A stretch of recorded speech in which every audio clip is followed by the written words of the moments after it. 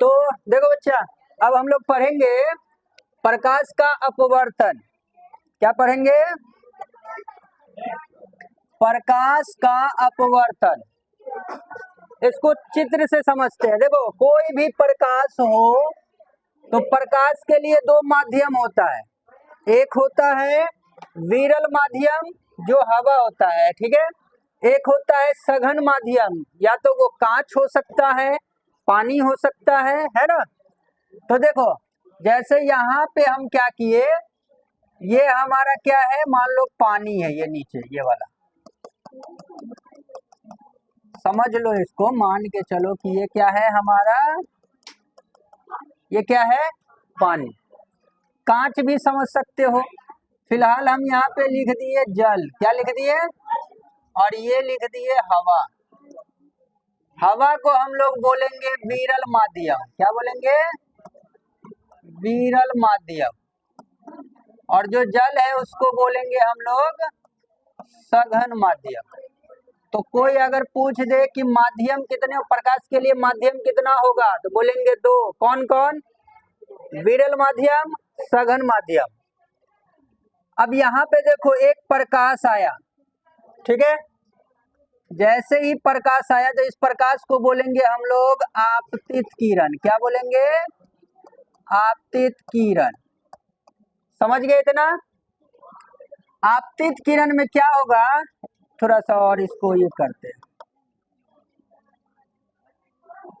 ये समझ लो, ये आपतित किरण है, ठीक है, ऐसे लिख लो, ये आपतित किरण है। अब यहाँ पे टकराएगा, टकराएगा ना। जिस जगह पे टकराता है, तुम लोगों को मालूम होगा दर्पण वाला बात, उसको बोलते हैं हम लोग आपतन बिंदु। आपतन बिंदु।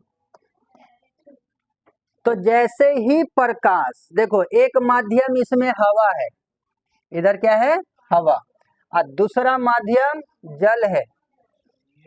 तो जब प्रकाश की किरण एक माध्यम से आएगा और दूसरे माध्यम में जैसे ही प्रवेश करने वाला रहेगा, तो वो सीधा नहीं जाएगा, ऐसे नहीं जाएगा, ऐसे नहीं जाएगा। वो कहाँ से जाएगा? यहाँ पे देखो, आपतन, जहाँ पे आपतन बिंदु होगा वहां पे क्या पड़ेगा, क्या पड़ेगा, याद है ना। अरे आपतन बिंदु के पास क्या डालते हैं, अभिलंब। क्या डालेंगे? अभिलंब। तो ये क्या करेगा, यहाँ से थोड़ा मुड़ जाएगा, इधर आ जाएगा। तो समझे?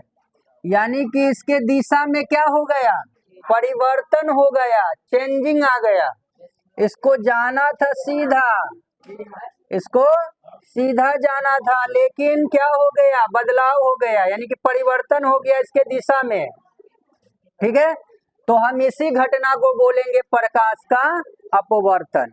जैसे देखो, प्रकाश के एक माध्यम से दूसरे माध्यम में जाने पर, तो ये रहा इधर से कोई प्रकाश है ना, एक माध्यम मतलब ये पूरा का पूरा माध्यम, ये इधर का क्या है, हवा वाला माध्यम है।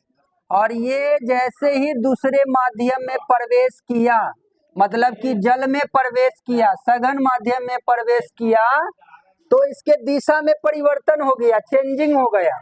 इसी घटना को हम लोग क्या बोलेंगे, प्रकाश का अपवर्तन। देखो लिखा है, जाने पर क्या होगा, उनके दिशा में होने वाले परिवर्तन जो होंगे उसी को हम लोग क्या बोलेंगे, प्रकाश का अपवर्तन।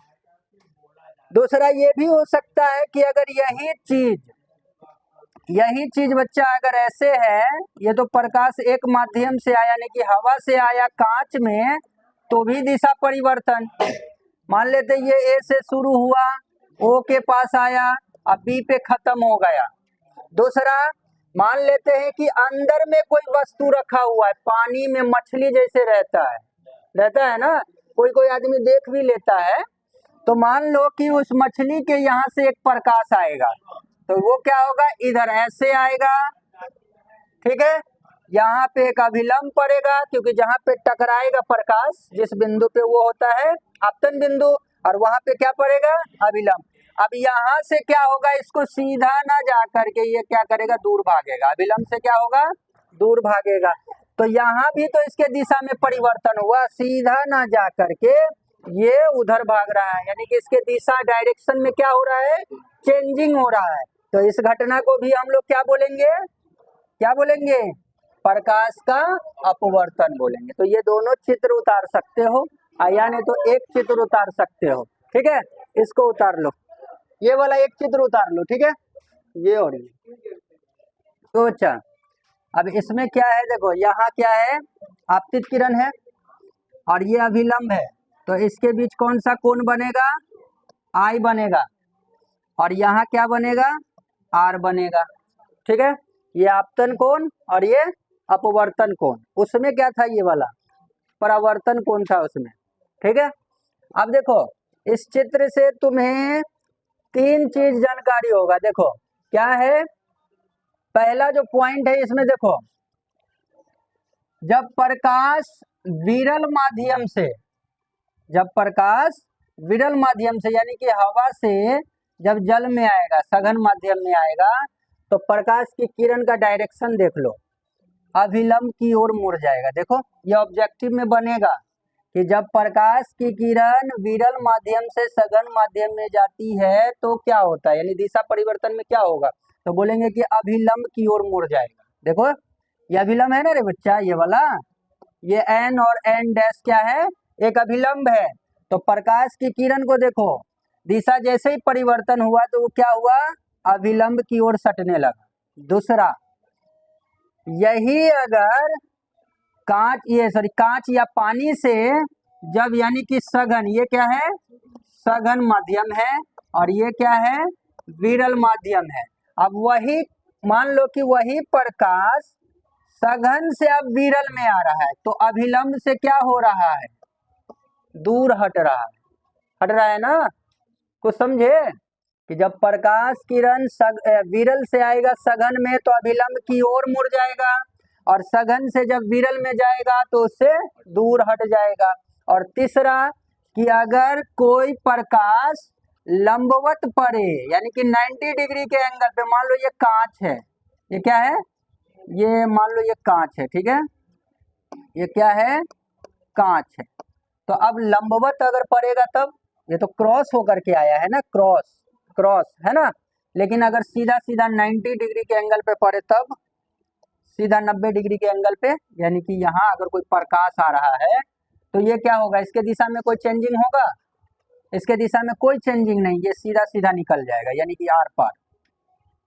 तो हम कह सकते हैं कि जब प्रकाश किरण किसी सतह पर लंबवत, किसी माध्यम पे, कोई दो माध्यम है, दो माध्यम को अलग करने वाली सतह, इस सतह को क्या बोलते हैं, दो माध्यम को अलग करने वाली सतह को जब पार करती है तो वो सीधा निकल जाता है, ठीक है, यानी कि सीधी निकल जाती है।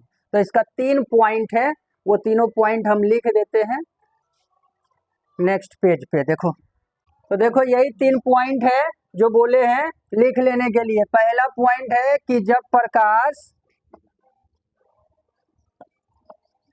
जब प्रकाश की किरण विरल माध्यम से सघन माध्यम में प्रवेश करती है, यानी कि जाती है, तो अभिलंब की ओर मुड़ जाती है। समझे थे ना पीछे, देखो एक बार हम दिखा देते हैं, कहाँ गया रे, देखो ये प्रकाश की किरण है, ये विरल माध्यम है, यानी हवा से कहाँ जा रहा है, सघन माध्यम में। तो ये जो अभिलंब है, अभिलंब की ओर आ रहा है ना, इसको जाना था इधर ऐसे, जो कि अभिलंब की ओर मुड़ गया ये। दूसरा देखो, जब प्रकाश की किरण सघन, इसका ठीक उल्टा, देखो यहाँ विरल है, अब क्या आ गया, सघन। जब प्रकाश की किरण सघन माध्यम से विरल माध्यम में प्रवेश करती है, यानी कि जाती है, तो क्या होगा, अभिलंब से दूर हट जाती है। तो देखो वो वाला भी, देखो यहाँ पे ये क्या है हमारा, सघन, और ये क्या है, विरल। तो ये जब सघन से जाएगा विरल की ओर, तो ये देखो अभिलंब से दूर भाग रहा है कि नहीं, ये अभिलंब है ना, तो इससे दूर भाग रहा है ना। तो दूसरा पॉइंट ये हो गया।